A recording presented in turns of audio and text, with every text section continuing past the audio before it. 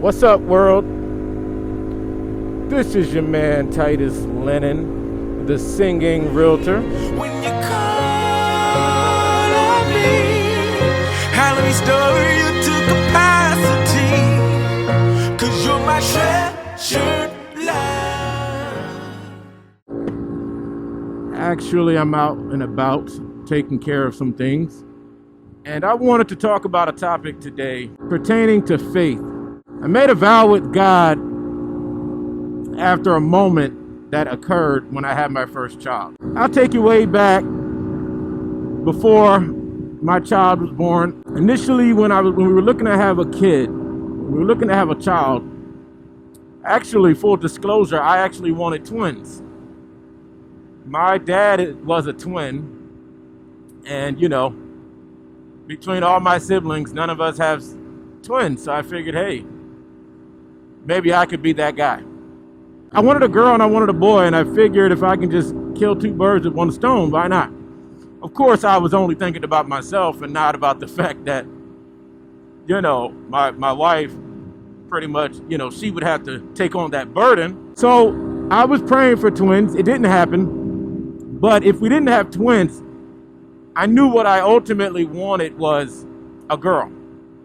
I wanted my first child to be a girl. I pretty much had a name already for my child for years before I even had a child, probably before I had gotten married. I should have made a left right there. Okay. I'll just go over down. So I wanted a girl, and long story short, my wife ended up getting pregnant, and we went through the process. And I was excited. I was working at another company at the time, so I was excited. My first child. So you know how that goes. You want to go to doctor's appointments. You just want to really be a part of the process. And, so that's what happened. We found out the sex. I was excited, of course, because we were having a girl. And everything was fine. Everything was gravy. Listen, I was nervous. I had nerves. I had anxiety, but it was probably normal, even for me. And so there's nothing there for me as far as faith, right? I wasn't scared, but I just had simple nerves. So let's fast forward a bit and getting closer to delivery date. When they would check the baby and they would check the measurements, they would say little things like, oh, the baby is small. Now listen, obviously, if you know me in person, I don't know. Did y'all hear that horn? That was a goofy looking horn. If you know me in person, I'm a small guy. My wife is a small. We're both short beings.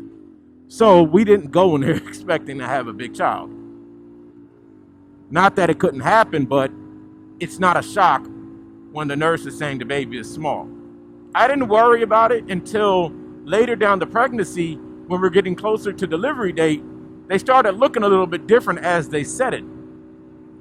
So fast forward, we got to about 2 weeks before my baby was due, and they said it looked like the baby hadn't grown since the last appointment. So my anxiety is going through the roof, just going through the roof. I was always nervous about the process because it's my first child. So they said we want to induce her, better out than in. But how they were articulating it was pretty much that the baby was small, about 4 pounds. Now, I was no baby expert, but I knew that if the baby doesn't come out at a certain weight, they have to stay in the hospital. That's the last thing that I wanted. I just feared the worst. So when they said they were going to induce her, I had mixed feelings. Okay, I'm close to meeting my child. On the other end, I was like, what if something is wrong? Why is she small, right? Just because you have two short parents doesn't mean the baby should be 4 pounds, right? So we went through that process. That evening, what was a normal appointment turned out to be us heading to the hospital for my wife to be induced. And we stayed that night. I had to sleep on that uncomfortable couch at the hospital. Men, you know what I'm talking about. So we went through that process, and so the next day arrived. I was full of nerves. worried, like freakishly worried and scared. You know, I just didn't want the worst to happen. You know, I was telling everybody I know, hey, pray. You know, pray for me, pray for us. I'm scared, right? So needless to say, she goes to the delivery. And when the baby comes out, oh, it's hot. When I tell you, it is so hot out here. It is not the day to be riding a motorcycle. But anyway, when the baby came out, I'm just praying that she's big, right? I'm just praying that she's not 4 pounds. When the baby came out, they put her on a scale, and it's like everything is in slow motion. They weighed her, and they said the baby weighed 5 pounds, 7 ounces. So, I'm overjoyed. I'm ecstatic, and I'm thankful. Now, fast forward, not shortly after that moment, a level of shame came over me, right? Because I was very disappointed in myself. I got so worried as if I had any control. You know, you pray and you worry, and it's irrational because you pray because you're worried, and you pray because you know that God is the only one who has the final say so. And I felt a level of shame because I should have not gotten that worried. I'm not talking about a normal worry. I was very anxious. I was very scared, and everything just worked out. And of course, this is my first child. I'm not saying that no one experiences this, but I'm just telling you I experienced this. So after that point, you know, I was talking to God, real talk. I was having a conversation. I was like, I'm not going to do that anymore. You know, I've had 2 children since, and I made up my mind I will never worry like that because, for one, God is in control, and he has the last say so. It's irrational to worry about something you have no control over. I haven't even mentioned the fact that, you know, the obvious point of which I'm the man. You know, I have no control. Other than impregnating my wife, I have no control. It's one thing to tell a woman, don't do this, don't do that, don't smoke because of all the risks. Me, I'm just worrying, and I have no control.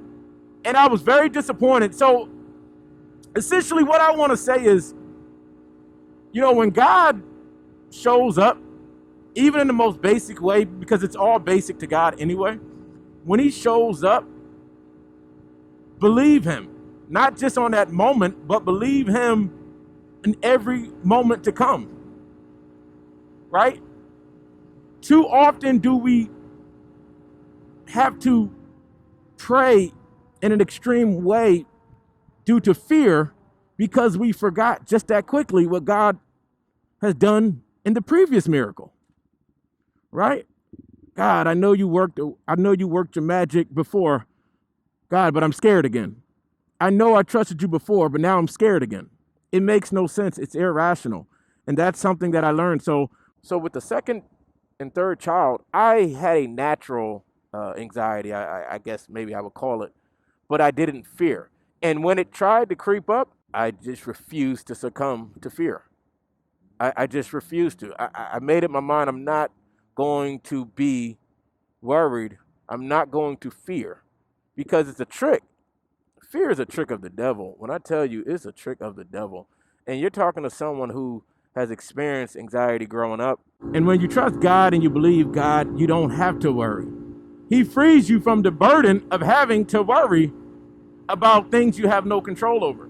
Like, I know it sounds easy, right? But when you really, really think about it, he's actually freeing you from the burden of worrying.